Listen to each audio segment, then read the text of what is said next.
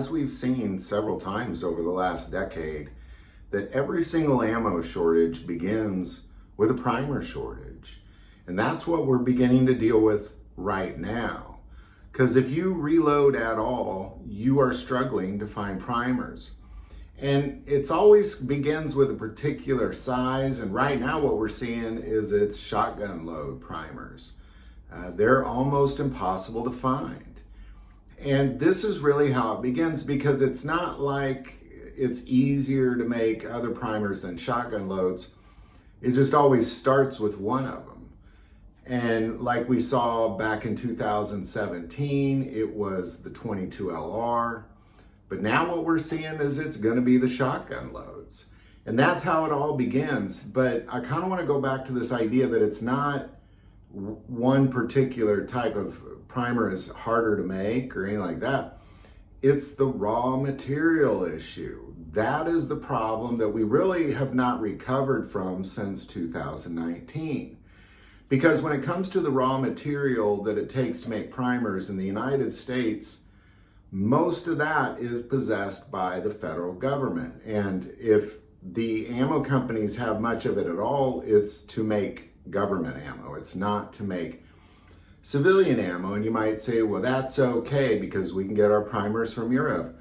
Well, guess what? All of the raw material for primers in Europe are also going to the government to ultimately make much larger rounds, the 110 millimeter shells that are being used in war efforts in Europe. So I just want to kind of send this out there that this is how it begins. You know, I've been saying that the government is saying they're running out of ammo for the last year. It's not that they're trying to hide it. It's well known. Everybody knows that. And now what we're seeing is the primers they kind of showed up for a little bit and now they're disappearing again. And it really all begins with one particular type, and it's beginning with the shotgun loads. And it's just going to move on to the others, because again, it's not that shotgun loads primers are harder to make.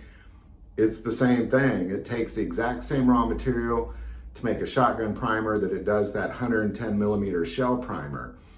It's no different. It's the same thing. Just obviously the 110 millimeter shells are much larger primers, and they use much more of that raw material. So my recommendation is, if you haven't stocked up, which most people have, but if you haven't, begin to stock up, because especially on that shotgun rounds, because that's how it all begins, is when there's one certain type of primer to find that's hard to find, then soon they all become hard to find, unless there's not a war effort and unless there's not a mass group of people going to panic buy ammo.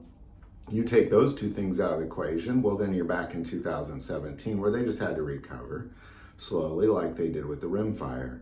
But this is not going to be a slow recovery. As a matter of fact, I don't predict, when this begins, I don't predict any kind of recovery anytime in the next several years, because of the war efforts over in Europe. So there you go. Any insights you might have on this, especially if you're finding primers, if you're finding them easy to find, definitely put that below, because you're the only one that I'm aware of, especially those shotgun loads. Again, put that below.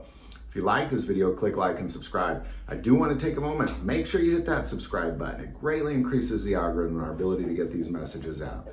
The most important part of this channel is we take prayer requests, so please don't ever hesitate to send that in. Thank you for watching this episode of God, Family, and Guns. And as always, love God, love your family, and love guns.